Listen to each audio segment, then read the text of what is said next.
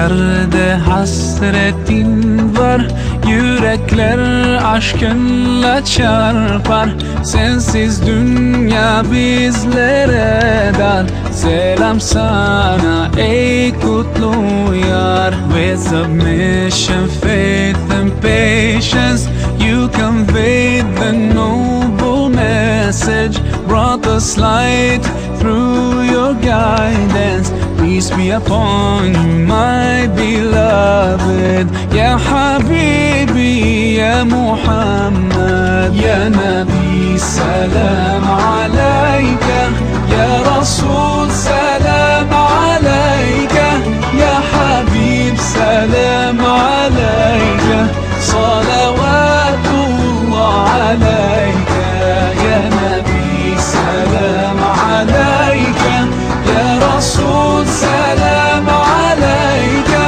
Ya Habib, salam alayka. Salavatullah alayka. Teri محبت کی مہک سے یہ زمین و آسمان آباد ہے. رحمت کی برسات آتی ہے دل و جاں یا رسول اللہ. ایوہ المختار فینا زادنا الحب حنینا. جئتنا بالخیر دینا یا ختام المرسلین. یا حبیبی یا محمد یا نبی سلام علیکہ. یا رسول سلام علیکہ. یا حبیب سلام علیکہ. صلوات اللہ علیکہ. یا نبی سلام علیکہ. یا رسول سلام علیکہ. یا حبیب سلام علیکہ. صلوات اللہ علیکہ. یا نبی سلام علیکہ. یا رسول سلام علیکہ. یا حبیب سلام علیکہ. صلوات اللہ علیکہ.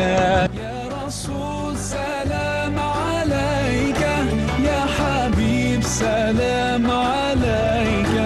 صلوات اللہ علیکہ. بسم اللہ الرحمن الرحیم. الحمدللہ رب العالمین والصلاة والسلام علی خاتم النبی. ناظرین محترم السلام علیکم ورحمۃ اللہ وبرکاتہ. پروگرام سیرت النبی کے ساتھ آپ کا میزبان ڈاکٹر محمود غزنوی اور شجاع الدین شیخ حاضر خدمت ہیں. آپ کو یاد ہوگا کہ پچھلے پروگرام میں گفتگو یہاں پر آ کر اختتام پذیر ہوئی تھی کہ براہ راست ٹکراؤ سے جو ہے وہ اجتناب کیا گیا ہے. یعنی کفار مکہ سے براہ راست جو ہے وہ ٹکراؤ نہ کیا جائے. ظاہر ہے یہ حکمت دعوت دین کا تقاضا بھی تھا. لیکن صورتحال جو بڑی تبدیل ہوئی اور حالات یہ ہوئے کہ قریش نے ابو طالب کو دھمکیاں دینا شروع کر دیں اور بات یہاں تک پہنچی کہ آپ جو ہیں وہ انہیں سمجھا لیں اور ان سے کہنے پھر سودے بازی بھی ہوئی کہ ان سے کہیں کہ یہ جو چاہتے ہیں کہ اگر عرب کی کسی خوبصورت خاتون سے شادی کرنا چاہتے ہیں تو ہم تیار ہیں. اگر یہ چاہتے ہیں کہ پھر یہ تک معاہدے ہوتے رہے کہ صاحب آدھے وقت جو ہے یہ ہمارے بتوں کی پوجا کر لیں, آدھے وقت ہم ان کے خدا کو سجدہ کر لیا کریں. پھر یہ کہ اگر یہ دولت چاہتے ہیں دولت, اگر یہ سرداری چاہتے ہیں تو انہیں سرداری دی جائے. اور جب سارے معاملات سے مایوسی ہوئی تو پھر قریش نے ابو طالب کو دھمکی دے دیا. کہ اس دھمکی کا نتیجہ کیا نکلا؟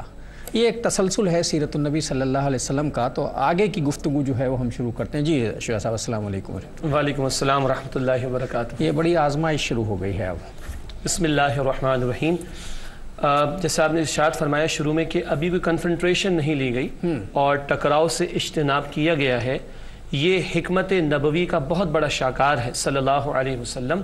اور دنیا جب بھی کسی انقلاب کے طریقہ کار پر گفتگو کرنا چاہے گی تو تاریخ انسانی کا نمبر 1 عظیم ترین، نمبر 2 ہمگیر ترین، نمبر 3 جامع ترین انقلاب اگر کوئی واحد ہے تو وہ انقلاب ہے جو نبی اکرم صلی اللہ علیہ وسلم نے برپا فرمایا.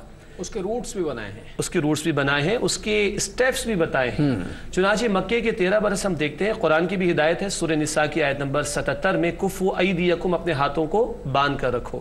بار بار قرآن کہتا ہے فاصبر صبرا جمیلا، اے نبی علیہ السلام خوبصورت صبر کیجئے، واصبر علی ما یقولون، جو کچھ یہ کہتے ہیں اس پر آپ صبر کیجئے۔ بار بار صبر کی تلقین آتی ہے رب العالمین کی طرف سے نبی اکرم صلی اللہ علیہ وسلم کو۔ اس صبر کی روش کو کچھ کمزوری سمجھ بیٹھے تھے مشرکین مکہ، اور اب وہ دباؤ ڈالنے کی کوشش کر رہے ہیں۔ اور اس وقت ہم گفتگو کر رہے ہیں سن 6 نبوی کے حوالے سے، یعنی آغاز وحی کو تقریباً 6واں سال ہوا چاہتا ہے، اور نبی اکرم صلی اللہ علیہ وسلم کی اس جد و جہد کے دوران وہ دور گزر رہا ہے کہ جس میں مشکلات تھیں، مصائب تھے، جس کی وجہ سے ہجرت حبشہ کا معاملہ بھی پیش آ چکا ہے۔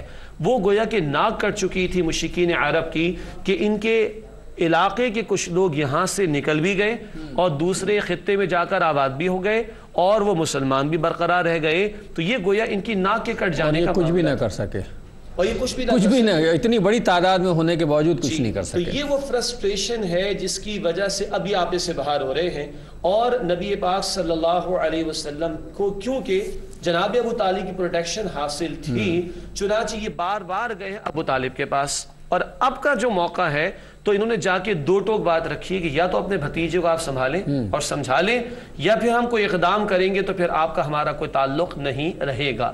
یہ وہ ایک موقع ہے کہ جہاں ایک لمحے کو کچھ ابو طالب پر بھی گزری ہے، کچھ انہوں نے بھی سوچا تھا، اور بلاتے ہیں اپنے بھتیجے جناب محمد کریم صلی اللہ علیہ وسلم کو، اور پیش کرتے ہیں مشرکین کے سرداروں کے سامنے کہ بیٹا دیکھو، اب یہ تمہارے علاقے کے لوگ، تمہاری قوم کے لوگ یہ بات میرے پاس لے کر آئے ہیں اور اس طرح کی بات کر رہے ہیں۔ تو سوچیے بہت ہی ایک ایموشنل موقع ہے رسالت مآب صلی اللہ علیہ وسلم کی حیات طیبہ کا۔ وہ چچا جو شروع سے پروٹیکشن دے رہے ہیں اور جن کی موجودگی کی وجہ سے مشرکین کی کوئی ہمت نہیں ہوئی اب تک کہ کوئی حتمی اقدام کریں، کیا یہ چچا بھی میرا ساتھ چھوڑ دیں گے؟ یعنی ایک خالص انسانی سطح پر دیکھیں تو ایک بہت بڑی پروٹیکشن جو ظاہری اعتبار سے میسر تھی، کیا یہ پروٹیکشن بھی میرا ساتھ چھوڑ دے گی؟ یہ وہ موقع ہے جہاں غور فرمائیے کہ ایک نبی علیہ السلام کا کامل اعتماد اللہ کی ذات پر ہوتا ہے، اور پھر سید المرسلین محمد کریم ہو صلی اللہ علیہ وسلم، تو اگلا جملہ بھی بہت ہی عظیم سامنے آتا ہے کہ چچا جان، اگر یہ لوگ میرے دائیں ہاتھ پر سورج بھی لا کے رکھ دیں اور میرے بائیں ہاتھ پر چاند بھی لا کر رکھ دیں، جتنی چاہیں پیشکشیں کر کے دیکھ لیں یا دوسرے اعتبار سے جتنی چاہیں دھمکیاں دے کر دیکھ لیں، میں تو اس کام سے باز نہیں آؤں گا۔ یا تو یہ کام پائے تکمیل کو پہنچے گا، وہ ہم پڑھ چکے سورہ مدثر کے بالکل شروع میں، وَرَبَّكَ فَكَبِّرْ، تکبیر رب کی بڑائی کا اعلان اور نفاذ بھی، یا تو یہ کام پائے تکمیل کو پہنچ کر رہے گا، یا پھر اس کام میں اپنی جان تک لگا دوں گا، مگر ان کی میں دھمکیوں سے مرعوب ہونے والا نہیں ہوں۔ یہ ہے استقامت کا ایک پہاڑ جو رسالت مآب صلی اللہ تعالی علیہ وسلم ہمیں دکھائی دیتے ہیں۔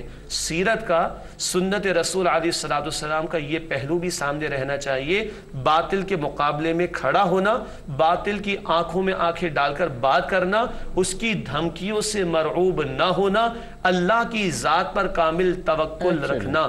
یہ طرز عمل سامنے مسئلہ یہ ہے کہ اللہ کی ذات پر جب تک یقین کامل نہ ہو، جب تک یہ استقامت آ نہیں سکتی۔ بالکل۔ آدمی 100 مرتبہ سوچے گا نا چچا ساتھ چھوڑ دیں گے تو کیا ہوگا، اور یہ تو بڑے طاقتور ہیں تو کیا ہوگا، اور میرے پاس تو نفری بھی نہیں ہے تو کیا ہوگا۔ تو یہ اس کا مطلب یہ ہے ناظرین کرام کہ سیرت کا سب سے اہم ترین پہلو جو ہے اس حوالے سے جو گفتگو ہوئی ہے وہ یہ سامنے آتا ہے کہ اللہ کی ذات پر ایمان کامل جب تک نہیں ہوگا، زندگی کے کسی معاملے میں استقامت نہیں ہے۔ یہ جو آج ہم کمزوریوں کا شکار ہیں اس کی وجہ یہی ہے، اور مجھے وہ جملہ بڑا اچھا لگتا ہے کہ ہم اللہ کو جانتے تو ہیں لیکن اللہ کو مانتے نہیں ہیں، یعنی ہماری استقامت نہیں ہے، اور اس کی وجہ یہ ہے، اس لیے نہیں ہے کہ ہمارا ایمان تو اللہ پر، لیکن ہمارا 100% توکل صرف اللہ پر نہیں ہے، ہم ظاہری اسباب پر زیادہ توکل کرنے لگے ہیں، جو صرف مسبب الاسباب کے اختیار میں ہے، وہ جب چاہے اسباب کو تبدیل کر سکتا ہے۔ اس دھمکی کا نتیجہ کیا ہوا؟ دھمکی کا نتیجہ یہ نکلا کہ رسالت مآب صلی اللہ علیہ وسلم نے تو اپنی استقامت کا اظہار فرما دیا، اس کے پہ کیا گزری؟ یہی تو میں عرض کرنا چاہ رہا تھا. جہاں ایک ایموشنل فیلنگ رسول اللہ کی ہے صلی اللہ علیہ وسلم اور استقامت بھرا جواب آپ کی طرف سے آتا ہے، اس کا اثر چچا پر یہ ہوا ہے کہ چچا نے بھی پھر روتے ہوئے کہا کہ بیٹا جاؤ، جو کچھ کرنا ہے کر لو، میں تمہارا ساتھ مرتے دم تک نہیں چھوڑوں گا. یعنی یہ رسول اللہ صلی اللہ علیہ وسلم کی وہ ہم تقاریر کہیں ان میں سے کہ موسٹ امپریسو اسپیچز آف رسول اللہ صلی اللہ علیہ وسلم کہ وہ خوبصورت ترین الفاظ پورے زور کلام کے ساتھ کہ جس کا اثر چچا پر یہ ہوا ہے ابو طالب پر کہ وہ کہتے کہ پھر میں مرتے دم تک تمہارا ساتھ دوں گا. اور رسول اللہ صلی اللہ علیہ وسلم کو یہ تسلی دیتے ہیں ابو طالب، گویا کہ مشرکین جو ان کے سردار یہ دھمکیاں لے کر آئے، مرعوب کرنے کے لیے آئے، یہ وار بھی ان کا ناکام ہو گیا، یہ ان کی ٹیکٹک بھی ناکام ہو گئی اور ناکام ہو کر وہاں سے چلے گئے. اس کے بعد تو پھر ایک ہی باقی رہ جاتا مرحلہ، وہ یہ کہ کوئی بہانہ کیا جائے اور ظاہر اقدام قتل کیا جائے. جی اور کیا بچے گا اس کے سوا؟ ظاہری بات ہے جب یہ جواب ملا ہے چھپ کر وار کیا جائے یا براہ راست سامنے آ جائے، سامنے آنے کی کوشش کی جائے. ٹکراؤ لینا بھی مشکل ہے کہ جس قبیلے سے ٹکراؤ لینا وہ قبیلہ بھی بڑا طاقتور ہے. بلکہ قبیلہ تو بات کی بات ہے. دیکھیے ہم نے پہلے بھی بات سمجھی تھی جب زبانی لان تان کی بات چل رہی تھی، کس ذات کے حوالے سے مخالفت کر رہے ہیں، جن کو انہوں نے خود صادق کہا ہے، جنہیں خود انہوں نے امین کہا ہے، جن سے اپنے فیصلے کرائے ہیں، حجر اسود کے نصب کیے جانے کا معاملہ ہوا ہے اور اپنی امانتیں جن کے پاس رکھوائی ہیں، سارا معاشرہ ان کی امانت کا، دیانت کا، صداقت کا قائل رہا ہے. تو اصل میں تو پہلے دن سے ان کے لیے مشکل تھی کہ رسالت مآب صلی اللہ علیہ وسلم کی مخالفت کریں تو کس منہ سے کریں. مگر اب وہ استقامت اس قدر آپ علیہ الصلوۃ والسلام کی پچھلی نشستوں میں ہم نے پڑھا، حضرت بلال پر جو کچھ گزری رضی اللہ تعالی عنہ، حضرت یاسر پر جو کچھ گزری ہے، حضرت سمیہ پر جو کچھ گزری ہے، حضرت خباب پر جو کچھ گزری ہے رضی اللہ تعالی عنہم اجمعین، تو یہ مشرکین پریشان ہو گئے کہ وہ کیا شے ہے جو محمد صلی اللہ علیہ وسلم نے ان کے سامنے رکھ دی ہے، ان کے دل و دماغ میں اتار دی ہے کہ یہ سارا ظلم و ستم جھیلنے کو، برداشت کرنے کو تیار ہیں، حتیٰ کہ اپنی جانیں قربان کرنے کو تیار ہے، مگر وہ شے چھوڑنے کو تیار نہیں جو محمد رسول اللہ صلی اللہ علیہ وسلم کے ذریعے ان کو مل چکی ہے. یہ ہے سب سے بڑی پریشانی ان لوگوں کی. تو وہ جو کافر اعظم اپنے وقت کا گزرا ہے، اس نے حضور صلی اللہ علیہ وسلم کو قتل کرنے کی کوشش بھی تو کی. جی ابو جہل کی طرف اگر آپ کا اشارہ ہے، میرا اشارہ اسی. بالکل یہ پریشان اب ہوئے سرداران قریش کے، ابو طالب نے بھی کوڑا جواب دے دیا اور مزید یہ تو ذریعہ بن گیا، اب مرتے دم تک وہ کہہ رہے ہیں کہ میں اپنے بھتیجے کا ساتھ دوں گا. تو جب تک ابو طالب زندہ ہیں اب تو کچھ ہماری کاروائی کام کرنے والی نہیں ہے. اس چیز ان کو اور فرسٹریٹ کیا ہے، چنانچہ مل بیٹھ کر انہوں نے فیصلہ کیا کوئی حتمی اقدام کا رسالت مآب صلی اللہ علیہ وسلم کے خلاف، جس کی انتہا تو ہم کچھ عرصے بعد سمجھیں گے ہجرت کے موقع پر، لیکن درمیان میں بھی کچھ چند مواقع پر ایسی کوششیں کی گئی ہیں ان لوگوں کی طرف سے کہ رسالت مآب صلی اللہ علیہ وسلم کے قتل کی ناپاک سازش انہوں نے کی. انہی میں ایک واقعہ آتا ہے ابو جہل کے حوالے سے. ایک دن اس نے اپنے سرداروں کے سامنے بات رکھی کہ یہ تو معاملہ آخر کہاں تک جائے گا اور کب تک ان باتوں کو ہم برداشت کریں گے؟ کیا آپ اپنے لوگوں کو بے دین ہونے دیں گے؟ ان کے نزدیک ان کے حساب سے بے دین ہونے کا معاملہ معاذ اللہ. تو کہنے لگا کہ اب میں کوئی حتمی اقدام کروں گا چاہے کوئی میرا ساتھ دے یا نہ دے. اگلے دن اس نے ارادہ کیا رسالت مآب علیہ الصلوۃ والسلام کے قتل کی ناپاک سازش کا اور معاذ اللہ اس نے ایک پتھر لیا اور ارادہ یہ کیا کہ رسالت مآب صلی اللہ علیہ وسلم پر دے مارے اس پتھر کو. لیکن اللہ کی ذات مبارکہ، اللہ نے انٹروین کیا اور وہ پتھر اس کے ہاتھ پر چپک کر رہ گیا اور وہ خوف زدہ ہو گیا اور خوف کی حالت میں بھاگا وہاں سے. تو سرداروں نے مذاق اڑایا کہ کیا ہو گیا اس کو. مجھے ہنسی اصل میں اس بات پر آئی، اس بات پر نہیں آئی کہ پتھر چپک گیا، ظاہر اللہ کچھ بھی کسا. مجھے ہنسی اس بات پر آئی کہ جو بڑا جری اور بڑا بہادر بن رہا ہے، اللہ تعالیٰ اسی کے لوگوں سے اس کا مذاق اڑوا رہا ہے کہ یہ اس کو کیا ہو گیا، یہ پتھر مارنے گیا تھا. پتھر تو خیر وہ کیا مارے گا. ایک چھوٹا سا وقفہ لے کے آتے ہیں، پھر بات کریں گے اس موضوع پر. السلام علیکم ورحمۃ اللہ وبرکاتہ. ویلکم بیک ناظرین. وقفے کے بعد پروگرام سیرت النبی آپ کا خیر مقدم ہے. بات یہ ہو رہی تھی کہ ابو جہل جیسا جری، اس وقت کا جو بھی جری تھا، اس میں سب سے زیادہ بڑا نام جو ہے وہ ابو جہل کا تھا. یہ سردار بھی تھا اور بڑا وجیح و شکیل بھی تھا اور بڑا جنگجو بھی تھا.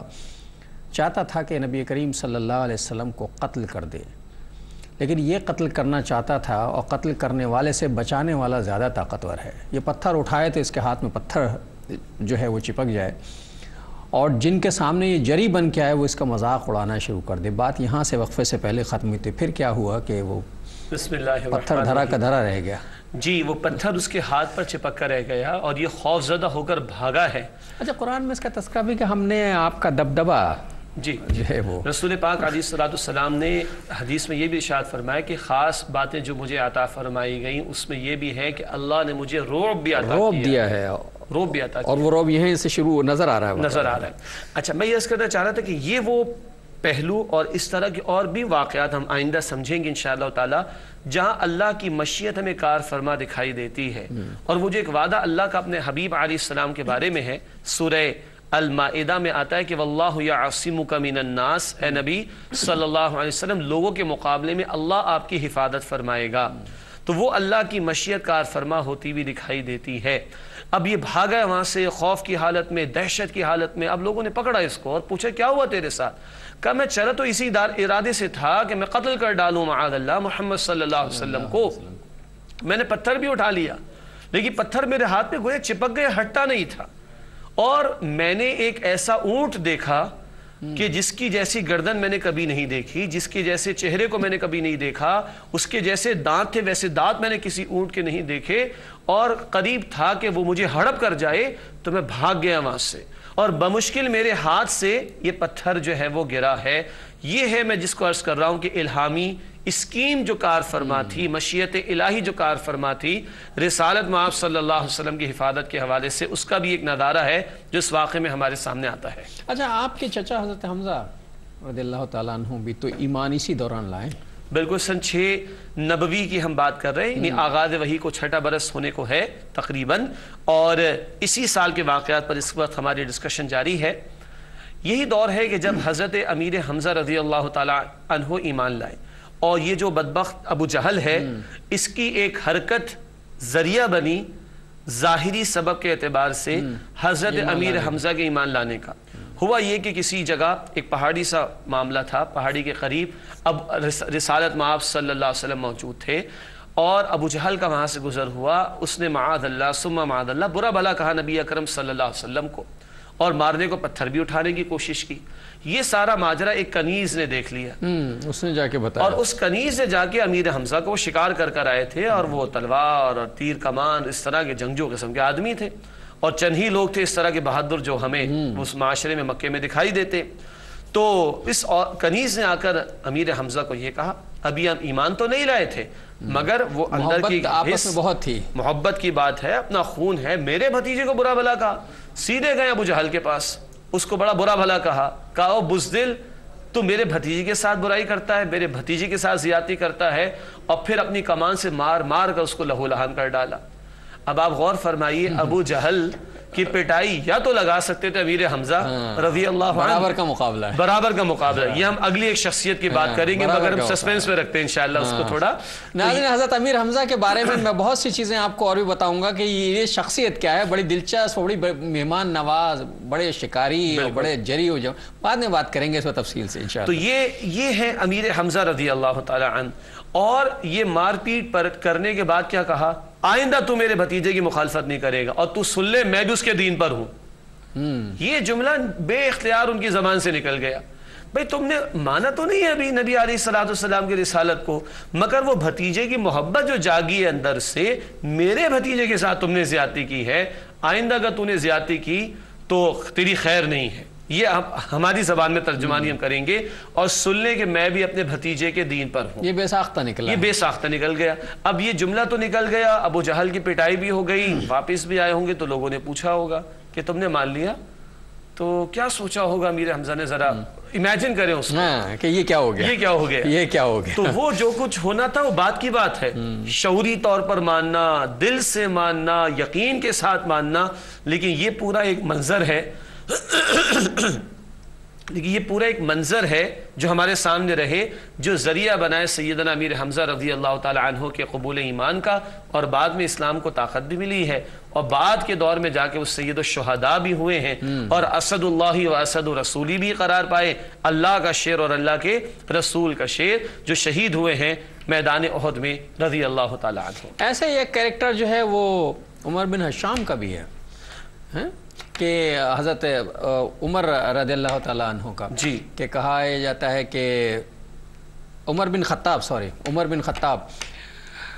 کہ صاحب یہ حضور صلی اللہ علیہ وسلم کے باقی صحابہ کرام جو ہیں وہ تو مرید ہیں اور یہ مراد ہیں. جی یعنی رسول اللہ صلی اللہ علیہ وسلم نے آپ کے لیے دعا کی عمر بن حشام کے لیے, عمر بن خطاب دونوں کے جی. یہ جو آپ نے نام لیا اصل میں ابو جہل کے بارے میں ہے.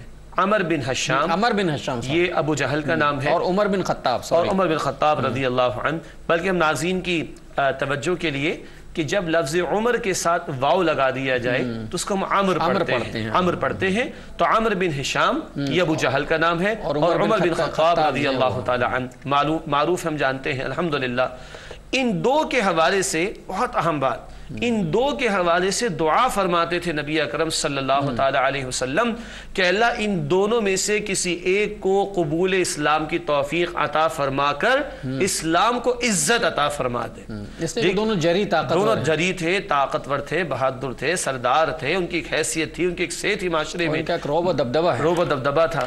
معلوم ہوا کہ دین کی خدمت کے لیے ہر طرح کی صلاحیت والے لوگ چاہیے ہوں گے, بولنے والے بھی اور لکھنے والے بھی اور سمجھانے والے بھی اور لڑنے والے بھی اور طاقتور بھی اور روب و دبدبہ رکھنے والے بھی اور صاحب حیثیت لوگ بھی.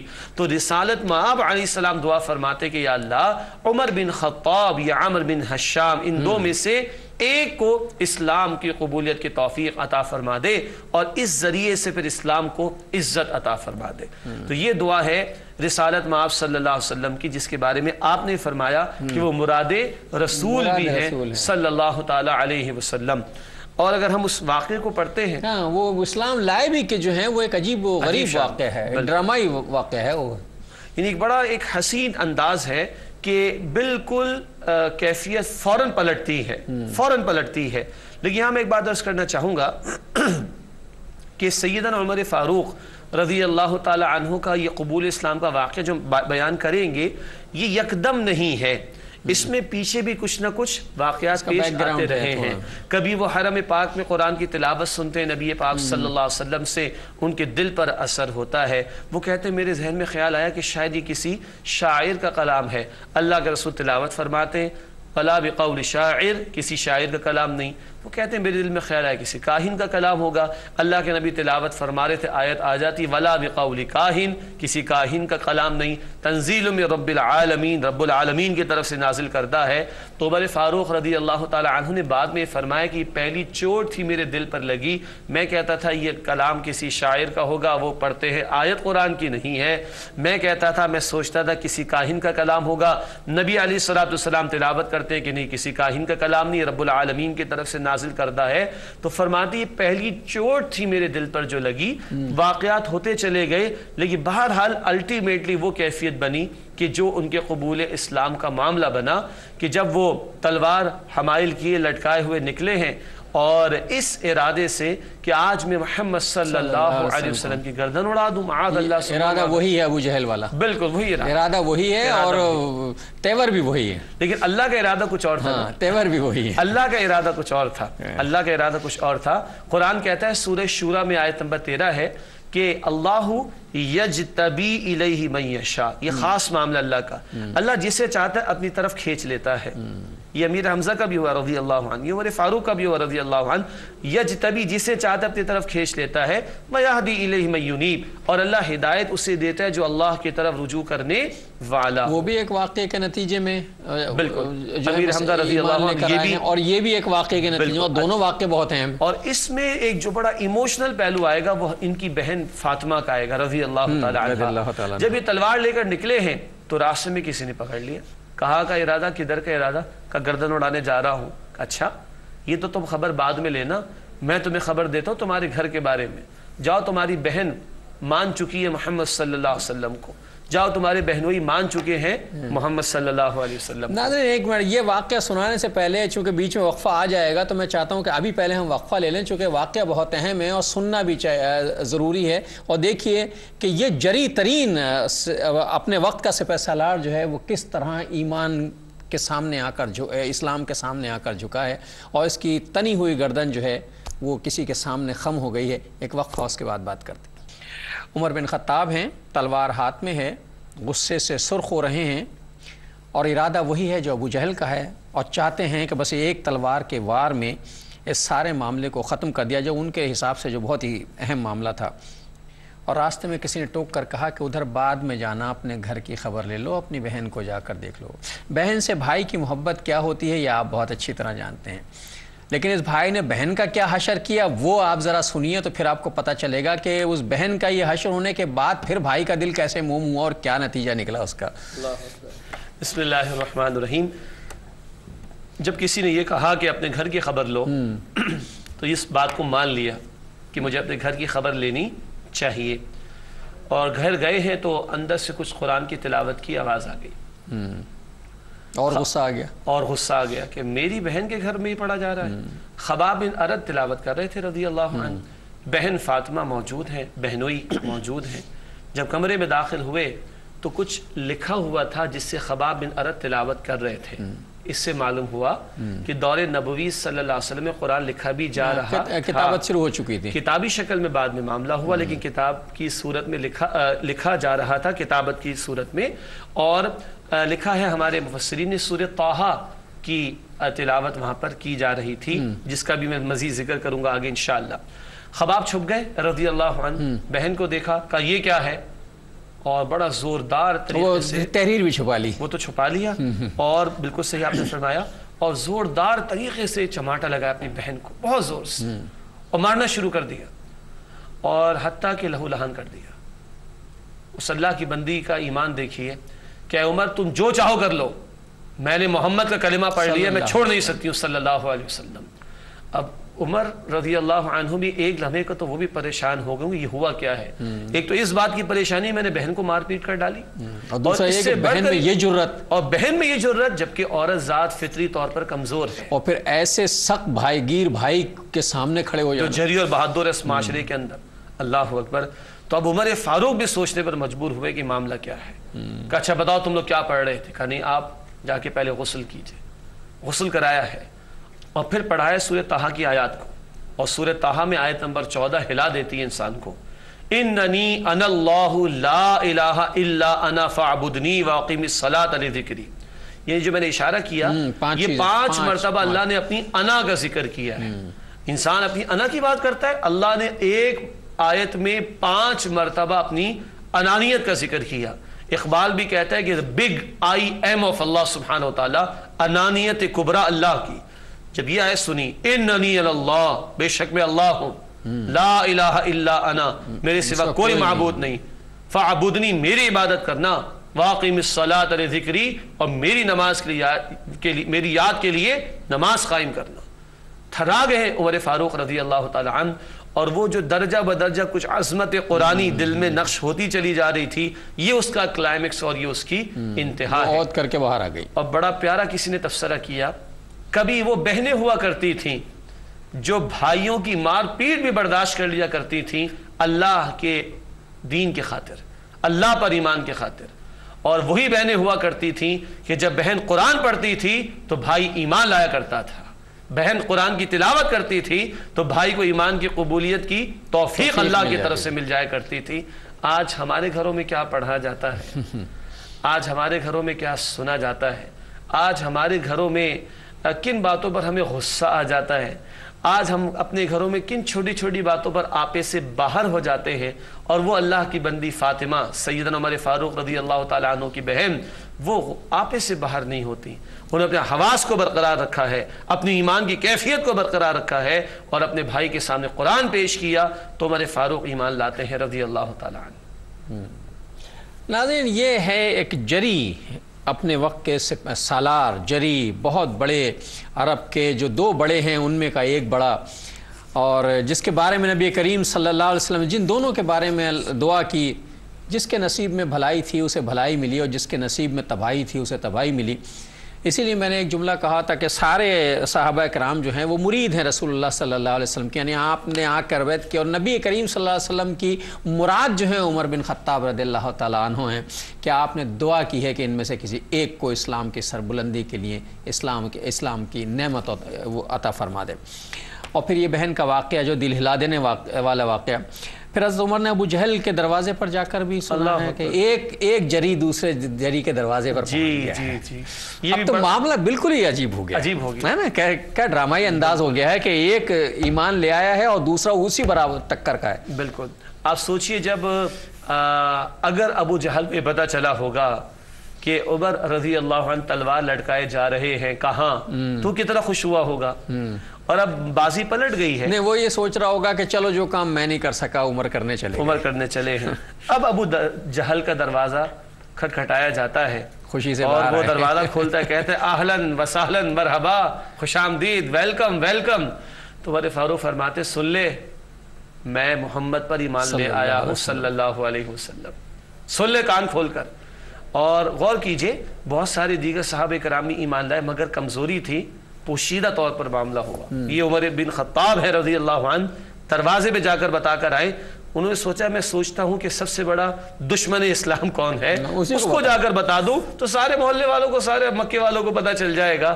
تو جا کر کہتا ہے کہ تو کان جا کر فرماتے ہیں سیدنا عمر فاروق رضی اللہ عنہ اس کو، ابو جہل کو، کہ تو سن لے میں محمد صلی اللہ علیہ وسلم پر ایمان لے آیا ہوں۔ اور جلدی سے دروازہ بند کیا اور غصے کے مارے اپنے کمرے کے اندر جا کر لیٹ گیا ہوگا، سو گیا ہوگا، جو کچھ بھی سو کہاں ہوگا، اس کی تو نیند اڑ گئی ہوگی، اللہ اکبر، اس کی تو نیند اڑ گئی ہوگی سن کے۔ اور یہی عمر فاروق ہے رضی اللہ عنہ، جب ہجرت کا وقت آئے گا، ہم پڑھیں گے انشاءاللہ تعالی، تو اس شان کے ساتھ گئے، بقیہ صحابہ بعض پوشیدہ طور پر بھی گئے ہیں، پورے مکے کا چکر لگایا، اور کہا کہ جس نے اپنی بیوی کو بیوہ کرانا ہو اور اپنے بچوں کو یتیم کرانا ہو، آئے اور عمر کا راستہ روک لے رضی اللہ عنہ۔ عمر جا رہا ہے ہجرت کرنے کے لیے، سب کو بتا کر جا رہا ہے رضی اللہ تعالیٰ عنہ۔ اور اعلانیہ نماز کی ادائیگی بھی حضرت عمر نہیں، بالکل بالکل ڈنکے کی چوٹ پہ، بالکل وہ جو ہم کہتے ہیں عمر فاروق رضی اللہ تعالیٰ عنہ۔ ایک روایت یہ ملتی ہے کہ فاروق کا لقب اسی موقع کے حوالے سے، اب ظاہر بات ہے جری ہیں، بہادر ہیں، جوش ہے، جذبہ ہے، حرکت ہے، اور بھڑ جانے اور ٹکرانے کا حوصلہ ہے۔ عرض کرتے ہیں یا رسول اللہ صلی اللہ علیہ وسلم، ہم حق پر نہیں ہیں؟ آپ فرماتے ہیں ہم حق پر ہیں، تو چھپ کر نماز کیوں ادا کرتے ہیں یا رسول اللہ؟ ہم کیوں نہ اعلانیہ جا کر نماز ادا کریں؟ یہ دن ہے کہ پھر اللہ کے نبی نے اجازت دی صلی اللہ علیہ وسلم، اور صحابہ کرام فرماتے ہیں ہم دو صفوں کی صورت میں گئے، ایک صف کو لیڈ کر رہے تھے امیر حمزہ، اور ایک صف کو لیڈ کر رہے تھے عمر فاروق، اور دونوں جری ہیں، دونوں جری اور بہادر ہیں۔ ایک نے پٹائی لگائی تھی ابو جہل کے، امیر حمزہ نے رضی اللہ عنہ، دوسرا دھمکی دے کر اعلان اظہار کر آئے ہیں۔ تو یہ دو حضرات لیڈ کر رہے ہیں، اور صحابہ فرماتے ہیں وہ پہلا دن تھا عمر فاروق کے ایمان لانے کے بعد، یہ پہلا موقع آیا، ہم نے اعلانیہ طور پر مسجد حرام میں نماز ادا کی، اور اس موقع پر فاروق کا لقب عطا کیا گیا، فرق کر دینے والا حق اور باطل۔ ابو جہل کی تو نفسیاتی موت واقع ہو گئی۔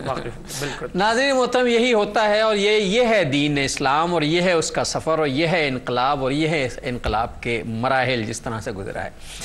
اب چونکہ میرے پروگرام کا وقت ختم ہو رہا ہے، اس سے اگلا معاملہ بھی اتنا ہی دلچسپ اور اتنا ہی اہم ہے۔ انشاءاللہ زندگی بخیر رہی تو اگلے پروگرام میں آپ سے ملاقات ہوگی اور اگلے معاملات پر گفتگو کریں گے۔ شجاع الدین شیخ اور اپنے میزبان ڈاکٹر محمود غزنوی کو اجازت دیجیے۔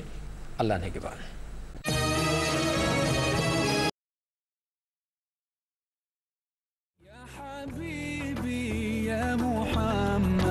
يا نبي سلام عليك، يا رسول سلام عليك، يا حبيب سلام عليك، صلوات الله عليك، يا نبي سلام عليك، يا رسول سلام عليك، يا حبيب سلام عليك، صلوات